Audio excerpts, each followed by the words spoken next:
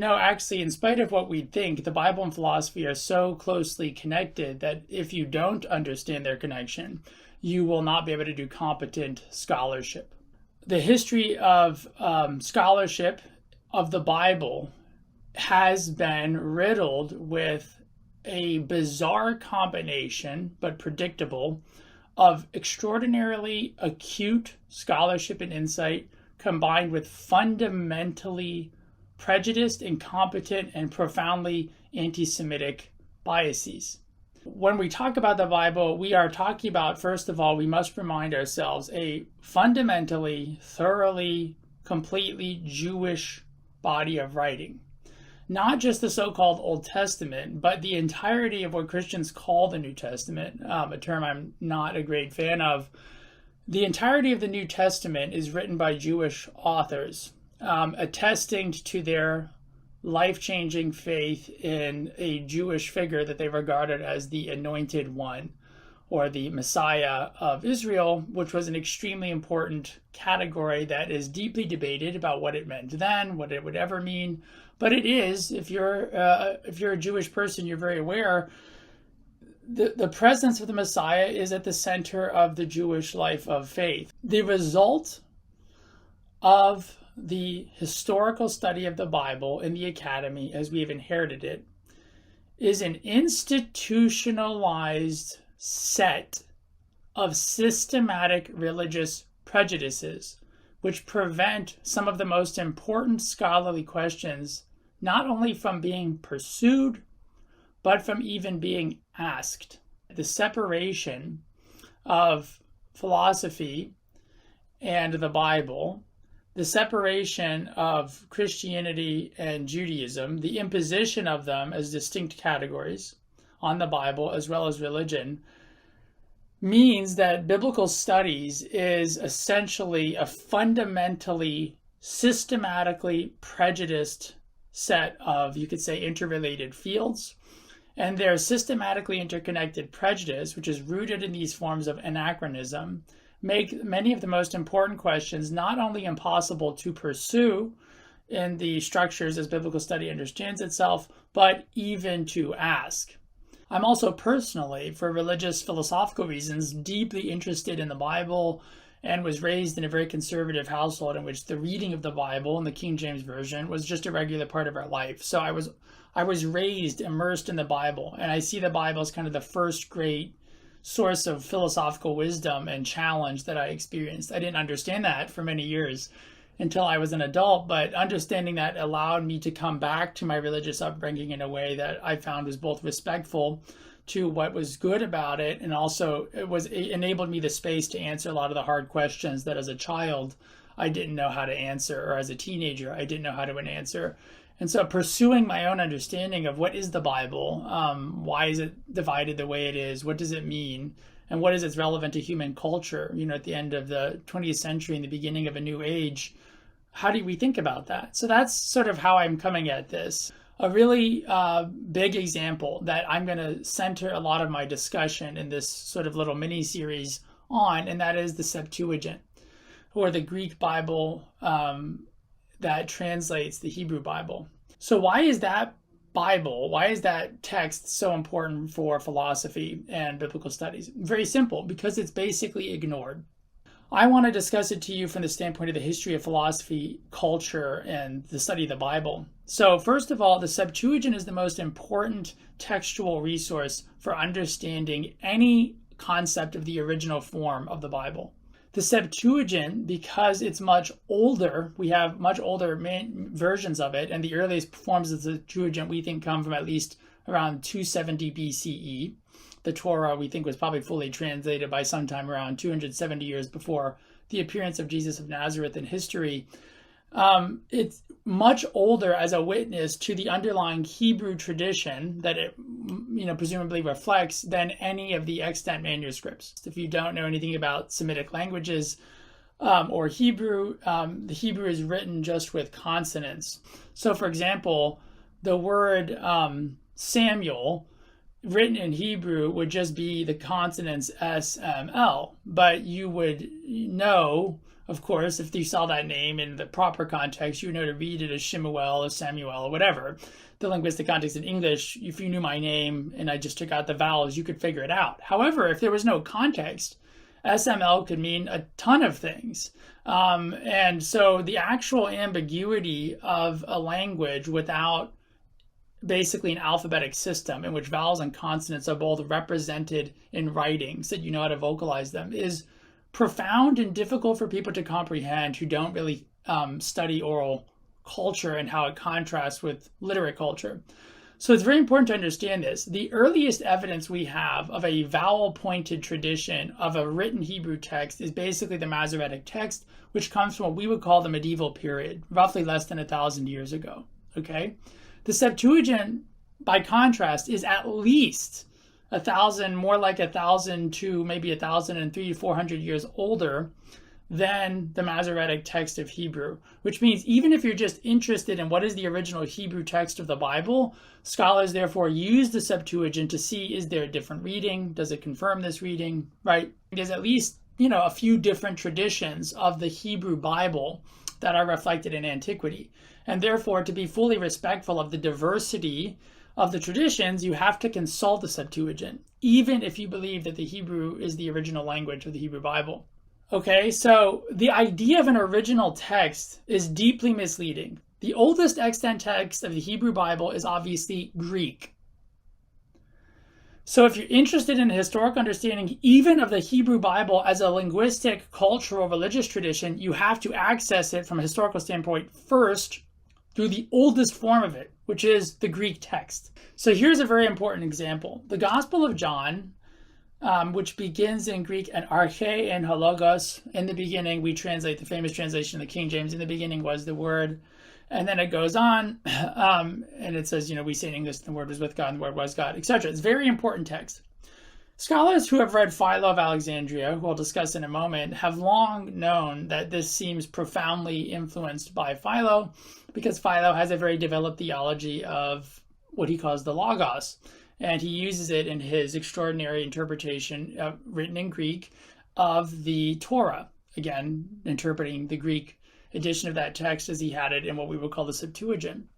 So when you're interpreting the Bible, and you're interpreting one of the most famous passages that Christians in particular regard as a very clear statement of some of its, distinctively Christian doctrine about who is Jesus, where did he come from, if you put that into historical context, you are immediately dependent on two different bodies of complicated texts, which are necessarily inseparable from a historical standpoint. That is, you need to understand the work of Philo of Alexandria, which is written in a very, beautiful, complex Greek. And Philo, I think, is, as I'll discuss in a different context, he is the greatest neglected ancient philosopher. And again, when we say the history of Greek philosophy, we don't mean ethnic. We mean what was the language they wrote in. Many of the famous Greek philosophers were not ethnically Greek. So Philo, being ethnically Jewish, he's completely Hellenistic, and he's a Greek philosopher from the standpoint of the way that term is used, which is to say extant bodies of philosophical text written in Greek in the ancient world. But Philo is not part of the history of ancient philosophy. And that's because ancient philosophy is fundamentally affected by profoundly anti-Semitic prejudices, which are built into biblical studies, and which biblical studies justify, in turn, the same exclusion of relevant philosophical material. And as you can see from a historical standpoint, this is quite crazy. Philo is writing at the same time that Paul is alive, and he has written his corpus. It is basically finished from any competent historical standpoint by the time people would think the Gospel of John was written. So the Gospel of John is clearly influenced by Philo. So that's a big example for you. John, very important text, the kind of central theological gospel, is obviously deeply indebted to Philo, engaging with Philo right in the beginning of its most important part, the beginning, an arche. So that's the first half. Now, what's the second? I said two bodies of text. Well, obviously, what is Philo treating as the authoritative Bible? The Septuagint. So the Bible that Philo is interacting with is obviously the same Bible that the author of John is also interacting with.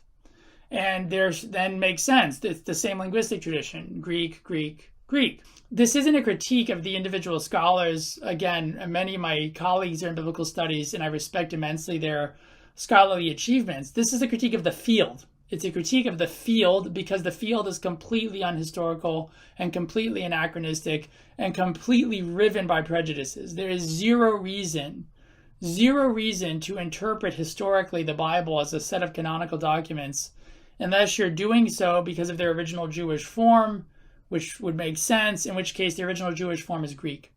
So this is the fundamental claim of this. The original Jewish form of the Jewish Bible that is extant is Greek. And it was Greek for 1,000+ years before it was Hebrew, in the way that it could be intelligible to people outside of the oral rabbinic tradition. Because if all we had of the Hebrew Bible was, say, the Masoretic Hebrew text with no vowel points, it's useless to Gentiles. And it would be frankly useless to a Jewish person who didn't have access to a rabbi, because you have to be in a fundamentally oral framework where you hear the vocalizations and you debate it and you argue. So you know immediately if you're talking, oh, well, I'm in front of this group, so maybe I don't vocalize it this way because that's more esoteric. But in the synagogue, I know the proper vocalization that is part of the tradition, right? So people don't realize how flexible and labile oral textual interacting cultures are. It creates a real brilliant textual sort of what looks like complexity, but that's because the textual complexity is part of a living oral tradition, okay? And philosophy was the same way. So ultimately, as I'm going to show you in the next coming lectures, we need to ask questions about what kind of tradition would have been possible to produce the Septuagint and what kind of reading tradition might have been responding to it amongst, say, non-Jewish scholars. Like, would Greek philosophers have been interested in the Jewish Bible? We know the answer to that is yes. So in the subsequent couple lectures, I'm going to take the theme, the Bible and philosophy, and I'm going to develop a picture for understanding a lot of sort of more relevant current issues you could say about, say, Jewish-Christian relations, or, you know, why is anti-Semitism such a structural problem in scholarship? A lot of that has to do with these original ideas about what the Bible itself is and whether the Bible is somehow intrinsically sort of Jewish, meaning often linguistically Jewish, meaning Hebrew. And the answer is, of course, yes, if you believe that the original form of the Bible was an oral tradition. No, if you just mean what is the oldest extant form of the Jewish Bible. The oldest extant form of the Jewish Bible, again, is Greek, which means the oldest extant form of the Jewish Bible is the greatest work of Greek philosophy to have ever been published since the corpus of Plato. Which means within a 100-year period, you get the production of the most significant period of speculative, philosophical, scientific Greek writing ever. Basically, from the time of Plato and Thucydides to the time of the Septuagint, and let's say roughly 150-year period, you get everything from the full corpus of Plato. You have the whole, more or less the whole corpus now of Aristotle, the most important scientific body of writings outside of Plato's own writings. And you have the great mathematical advances that happen, by coincidence or not, particularly in the 4th to 3rd century in Greece, which laid the foundations of a lot of mathematical progress that wasn't resumed for, again, often another 1,000 years. So the amount of intellectual activity here is extraordinary. And when you then put the Jewish Bible into that, it becomes even more culturally significant. The root of our culture is not in one particular ethnic or ethno-national group. It is in a linguistic tradition that, stretching from the time of Homer to the time of what we call the New Testament, produced about 800 years of writing in the Greek language, to which every significant cultural group that was part of the eventual Greek-speaking empire of Alexander made some significant contribution. And there was no more significant contribution to the Greek language than the translation of the traditions of the Jewish scriptures or teachings into Greek.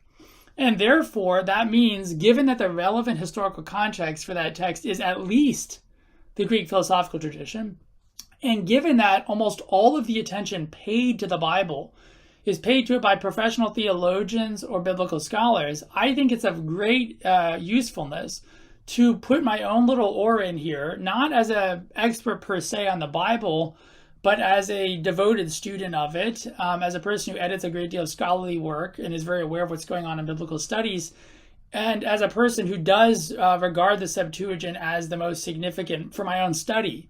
work of sort of library of Greek philosophy outside of Plato and Aristotle. And I regard it as a kind of sacred duty to apprentice myself to the Greek of the Septuagint translators or writers and an attempt to understand that. And I claim no expertise in that. I am simply saying I take this very seriously, and it's part of how I teach my students philosophy and part of how I teach them to understand the history of the unity of our cultural traditions. The attempt to separate Judaism and Gentiles, and the attempt to separate Hebrew and Greek, and the attempt to separate Christianity and Judaism is really part of our attempt to maintain our own separations which harm us. And whether or not we should be separate in some ways is a very complicated question, but I guarantee you we should not be separate in ways that have no validity in history and that only have caused harm to our capacity to relate to each other as humans, to relate to each other respectfully as different and distinct but closely connected communities, and to relate to the past in a way that is faithful to it. I think it is through our fidelity to our ancestors that we can gain a new vision of the integrative harmony that we could have in our society. And it is through fidelity to our ancestors that we discover new ancestors that we did not know that we had.